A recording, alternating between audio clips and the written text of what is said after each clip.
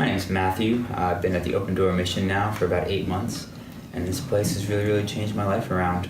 I was born the oldest son of 5 to 2 loving parents who happened to struggle with addiction, and I was not brought to the knowledge of that addiction until I was about 8 years old. That started a pathway for my life that I didn't expect. We moved from place to place, from town to town across the state of New Jersey. Because of how often my family was moving, I never got to build any relationships outside of my family. I was bullied a lot as a child, and I recognized this desire inside of myself to be accepted. I get involved with some people who are smoking weed. They offer me marijuana, and so I gave in, and it became a lifestyle for me. I got introduced to ecstasy at 19 by a woman, and when I had tried that, I thought I had found everything that I was missing. I could talk freely. I wasn't afraid. I had no inhibitions. I knew that this stuff was dangerous for certain people, but they just didn't understand it. They just went overboard, and surely the same thing that had happened to my parents wouldn't happen to me. I could control this. I got to see my parents go through this. This wouldn't be a problem for me. Boy, was I wrong. It started to become a huge problem for me, to the point where I would do anything to get these ecstasy pills. I would rob people. I would lie to them, even my own family at a certain point. At the age of 23, I was just hopping from job to job, and it got to the point where my mother, who was now out of prison and living her own life of sobriety, was telling me, "Matthew, I know the road you're going down, and it's not leading anywhere good. I can't let you stay here, but I love you. I'll be here to support you." And she told me I had to find a place to go. I was unsure. I didn't know what I was going to do. I thought, how could I have done this to my parents?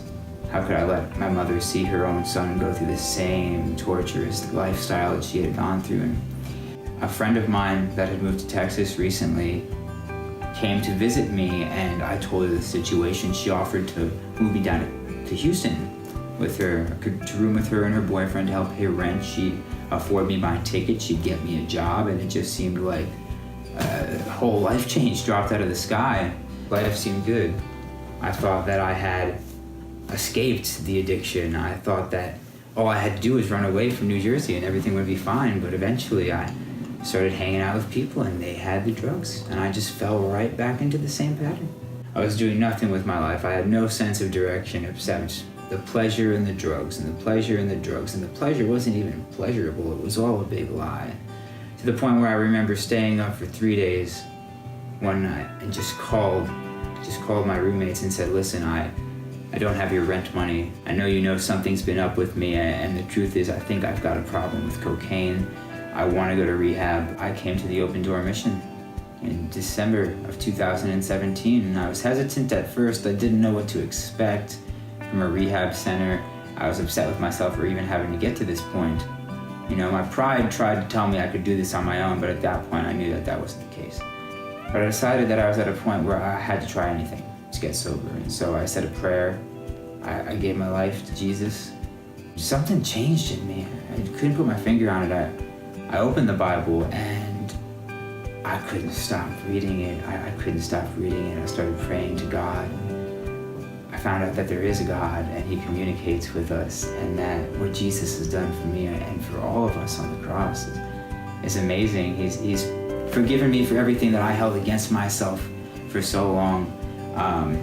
With that new perspective of forgiveness, I was able to approach the classes at the Open Door Mission with confidence. I could open up about my past, all the things that I thought ecstasy did for me, the lack of fear, the lack of inhibitions. I found that Jesus did it 10,000 times better without any negative side effects. Now I know that I can do all things through Christ who strengthens me, and it's through encouraging other people that I find my true strength. You see, even when I feel at my weakest, I can go and help somebody else, and that helps me too. The Open Door Mission and Jesus have taught me that service to other people is really what keeps me sober. I want to be a biblical counselor. I want to do for God what so many people have done for me here at the mission, teaching me more about the Lord, teaching me more about cognitive behavioral therapy and how people don't have to stay in their mess. There is another way. There is a new hope in the Lord, and I want to be a part of that. People love me here. They actually love me here. I found the acceptance that I craved so much in Jesus and here at the Open Door Mission. I don't have to impress people anymore. I can just be who Christ made me to be.